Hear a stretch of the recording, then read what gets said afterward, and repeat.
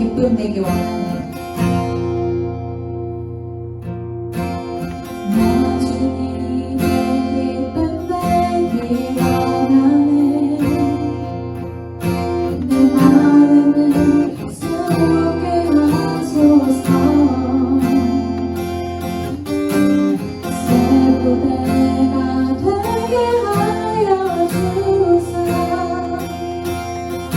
주님의 빛 비추게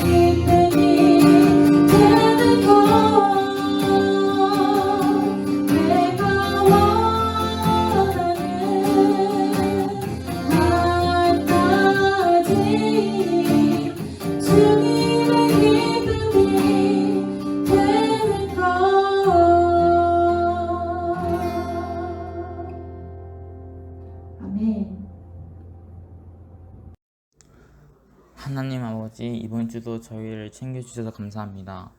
지금은 코로나 때문에 이렇게 녹음으로 기도드리지만 얼른 코로나가 끝나 다 같이 예배드리는 시간이 오게 해주세요.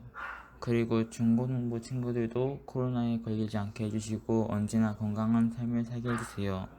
예수님 이름으로 기도드립니다. 아멘.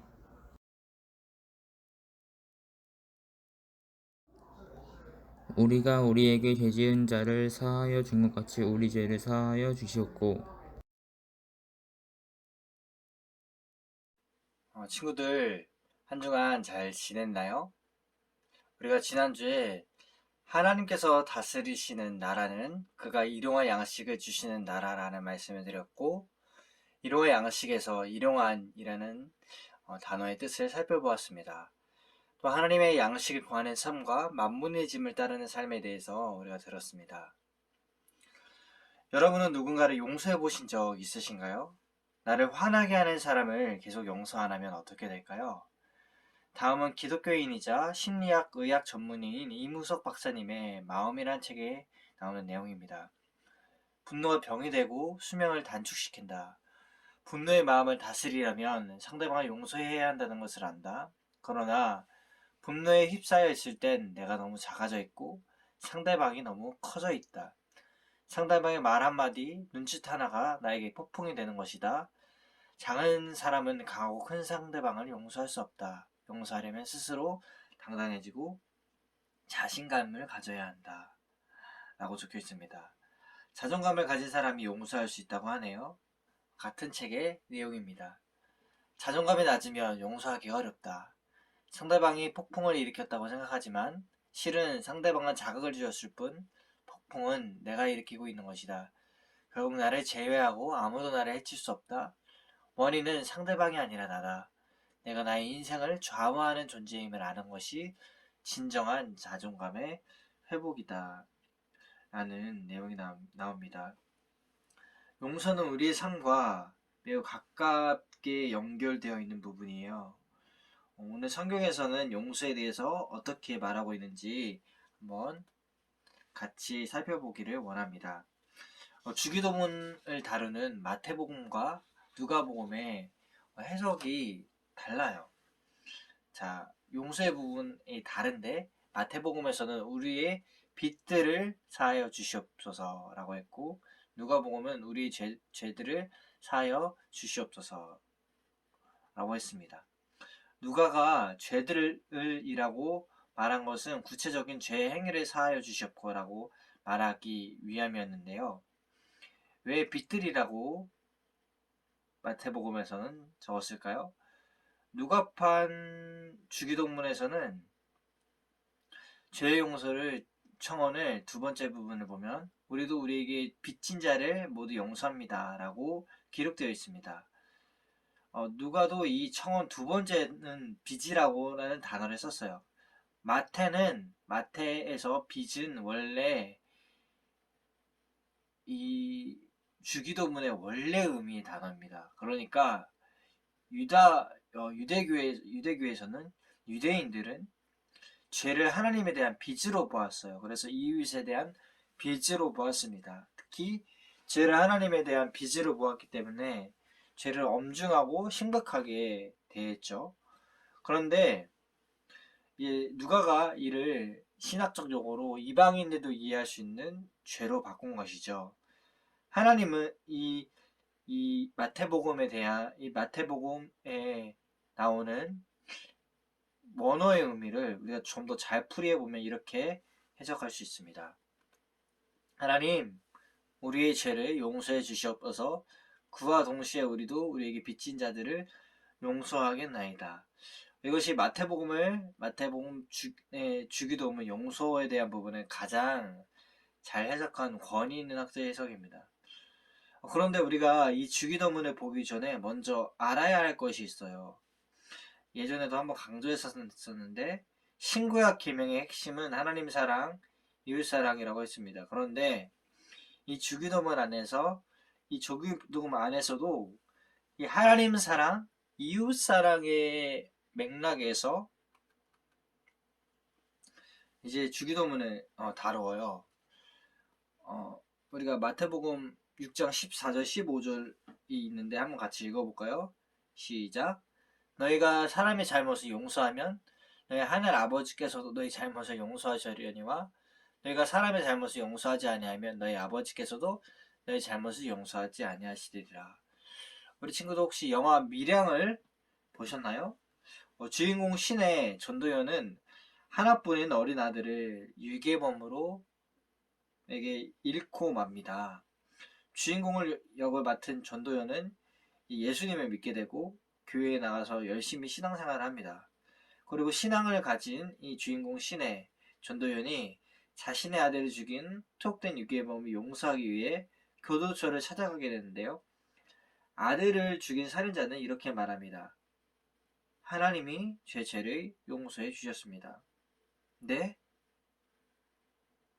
이때 주인공은 갈등을 하는데요. 하나님 말씀대로 살기 위해서 용기를 내서 교도소까지 이 사람을 용서하려고 찾아왔는데 그가 하는 말이 이미 나는 용서받았다는 것입니다. 나는 너를 아직 용서한다고 말을 한 적이 없는데 하나님이 너를 용서하셨다고? 라는 생각을 할 수 있는 거죠. 이 영화의 장면을 보면서 저는 참 많은 고민을 하게 되었습니다. 용서란 무엇일까요? 용서는 어떻게 해야 할까요? 예수님께서 제자들에게 하나님을 사랑하고 이웃을 자신의 몸과 같이 사랑하라고 하셨습니다. 이 원칙이 마태복음의 용서에도 해당됩니다. 즉 용서에 있어서 우리가 하나님께 용서를 구하고 받는 것처럼 인간에게도 용서를 구하고 용서를 받고 우리가 용서를 해주는 영역이 있다는 것입니다. 하나님과 나 그리고 이웃 이 세 가지의 영역은 관계가 분리된 것이 아니에요. 신앙적으로 볼 때 유기적으로 연결되어 있습니다. 하나님, 나, 이웃은 영적으로 연결되어 있어요. 하나님과 관계는 좋은데 내 자신에 대해서 자아상이 건강하지 못하다? 그것은 하나님이 나를 어떻게 보시는지에 대해서 아직 모르고 있다는 것입니다. 하나님과의 관계는 좋은데 다른 사람들과의 관계는 좋지 않다? 기도는 많이 하는데 다른 사람들에게 무례하게 대한다? 그렇다면 그 사람의 기도가 목적 지향적 기도에만 치우쳐져 있고 하나님을 기복신앙으로 믿고 있지 않은지에 대해서 되돌아봐야겠죠? 다른 사람과 나에게는 잘하는데 하나님에게는 인색하다. 기도 시간이나 하나님께 드리는 11조에 인색하다? 이 또한 정상적인 신앙은 아닙니다.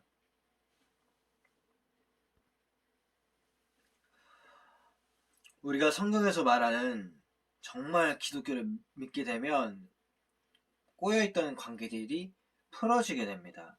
하나님이 원수와도 친구가 되게 하십니다.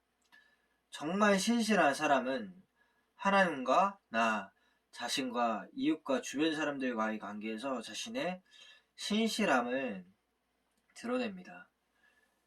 용서를 하고 용서를 구한다면 그 사람을 찾아가서 내가 잘못한 부분에 대해서 말을 할 것이고 그 부분에 대해서 우리가 서로 풀어가길 원한다고 내가 당신께 용서를 구한다고 말할 것입니다. 그렇기 때문에 밀양에서 말하는 이 투옥범은 하나님을 만난 것이 아닙니다. 어떻게 그렇게 단정 짓냐고요? 이 사람은 진정한 회개를 한 것이 아니에요. 그 사람이 하나님을 정말 만났다면 하나님은 상대방에 대해서 잘못한 것에 대해서 회개하게 하시고 그 회개란 잘못을 고백하는 것뿐만 아니라 그 죄에 대한 것을 바로잡는 부분, 자신의 잘못을 바로잡는 행동을 하는 것까지 의미하기에 피해자에게 찾아가 자신의 잘못을 구하고 눈물로 용서해달라고 하나님께서 저를 용서해 주신 것 같이 이 죄 많은 놈을 용서해달라고 눈물로 이제 전도연 그 여자에게 호소했을 것입니다. 그래서 저 밀양 영화가 시사하는 바가 참 큽니다. 이 사람은 기도를 통해서 얻은 자신의 감정을 은혜라고 착각한 것이에요. 감정이 곧 은혜는 아닙니다. 성경적으로 행하는 그 믿음이 은혜입니다. 진리가 우리를 자유하게 하는 것입니다. 감정이 우리를 자유하게 하는 것이 아닙니다. 실제로 우리가 기도하는 하나님에게 사죄 기도만 입으로 하면 용서받는다고 착각할 수가 있습니다. 하지만 하나님은 우리의 입술의 기도뿐만 아니라 우리의 중심을 원하시는 거예요. 우리의 중심이 진실하다면 그 진실한 마음이, 그 진실한 중심이 우리의 행함을 통해서 드러나게 됩니다. 용서와 회개도 마찬가지죠. 그러나 얼마나 많은 교회에서 하나님에게만 용서 기도하며 용서해 주시는 것처럼 용서에 대한 진리가 잘못 선포되고 있나요? 우리는 왜 용서를 해야 하고 어떻게 해야 될까요? 우리가 다른 사람의 잘못을 잊지 않았다면 우리는 참으로 용서한 것이 그 사람이 용서한 것이 아닙니다. 하나님이 그랬듯이 상대방의 잘못을 완전히 잊어버림으로써 상대방을 진심으로 사랑하고 축복할 수 있는 상태가 되어야 합니다. 그래야 참으로 용서한 것이에요. 저 사람은 나에게 진짜 잘못한 사람이니까 용서할 수 없어. 언젠간 복수할 거야 라고 말하면서 하나님 나의 죄를 용서해 주세요 라고 말할 수 있을까요? 저놈을 용서할 수 없습니다 라고 말하는 것은 그 죄를 움켜잡고 있는 거예요. 하나님 나의 죄를 용서해 주세요 라고 말하면서 그 죄 말고 다른 죄를 용서해 주세요 라고 말하는 것이 되는데 그것은 말이 안 됩니다. 죄 용서를 빌고자 한다면 자기의 죄를 버릴 각오를 해야 되고 그렇게 해야 하나님의 용서가 나에게 내 죄에 대해서 용서를 구체적으로 효력을 발휘하게 되는 것입니다. 나의 이웃에 대한 용서의 태도를 동방하지 않는 죄의 용서 청원은 하나님 나의 죄는 용서하는데 나는 내 죄를 용서받지 않겠습니다 라는 것과 마찬가지입니다. 마치 달란트 비유에서 자신은 10,000달란트를 탕감받았으면서 다른 이의 빚은 탕감하지 않는 모습과 같죠. 저놈에게 원수 갚겠다는 그 죄만 빼놓고 용서해달라는 건 가당치 않은 말입니다. 그것은 곧 내가 용서할 수 없는 그놈에 대하여 저지른 죄에 대해서는 하나님의 용서를 받지 않겠다는 태도죠. 이러한 부분이 이제 마태복음 오늘 우리가 읽었던 주기도문의 끝부분 마태복음 6장 14절에 16절의 부분 같습니다. 너희가 사람의 잘못을 용서하면 너희 하늘 아버지께서도 너희 잘못을 용서하시려니와 너희가 사람의 잘못을 용서하지 아니하면 너희 아버지께서도 너희 잘못을 용서하지 아니하시리라. 하나님께 죄 용서 받음과 우리가 이웃에 대해서 죄 용서를 하는 것은 이렇게 연결되어 있어요. 이웃에 대한 죄 용서 없이 하나님께 용서받을 수 없는 것이죠. 그것은 이웃에 대한 죄 용서를 우리가 하나님께 공로를 내어서 하나님께 용서받는 것이 아닙니다. 그럼 용서를 잘못 이해한 것이에요. 자, 이웃에 대한 우리를 이웃 사랑을 하는 것은 하나님께서 우리를 향하신 하나님의 뜻이에요. 그것을 실천하지 못하는 죄는 우리가 죄를 짓는 거죠. 그런데 용서를 하는 것이 쉬운 일이 아니에요. 용서를 우리의 힘만으로 할 수 없습니다. 이웃을. 왜 그럴까요? 용서는 우리 자신의 힘만으로 할 수 있는 영역이 아니기 때문이에요.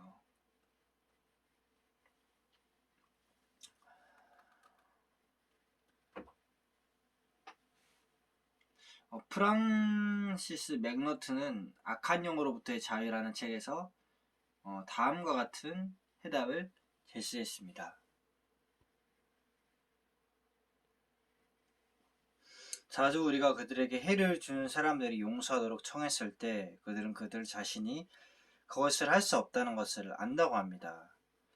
그때 우리는 기꺼이 용서를 도와주시도록 하나님께 원하는지를 그들에게 묻는다고 하죠. 이제 프랑시스 맥노트란 분이 용서를 할 수 있도록 도와주는 거예요. 그러면 그들이 예라고 대답하면 그때 이런 기도를 같이 기도한다고 합니다. 주 예수님, 용서는 우리의 능력이 닿지 않는 일입니다.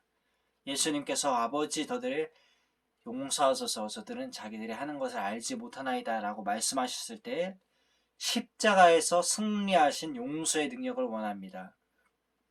당시에 용서하는 사랑을 저의 마음에 부으소서. 그리하여 저에게 너무 깊게 상처 준 사람을 용서할 수 있게 하소서. 특히 우리의 상처가 깊고 우리의 삶에 지워질 수 없는 손상을 입혔다면 용서는 우리의 인간적인 능력과 아주 멀리 떨어져 있기 때문에 실제로 용서하기 위해서는 예수님의 은혜, 예수님의 십자가의 사랑의 능력이 필요합니다. 어떠한 내적 치유의 권위자인 데이빗 시멘스 박사는 역시 자주의 꿈의 치유라는 책에서 용서에 대해 같은 처방을 내렸어요. 그는 이렇게 썼습니다. 하나님이 처리하실 일을 우리가 대신하지 못하고 우리가 처리해야 할 일을 하나님이 대신하지 못한다.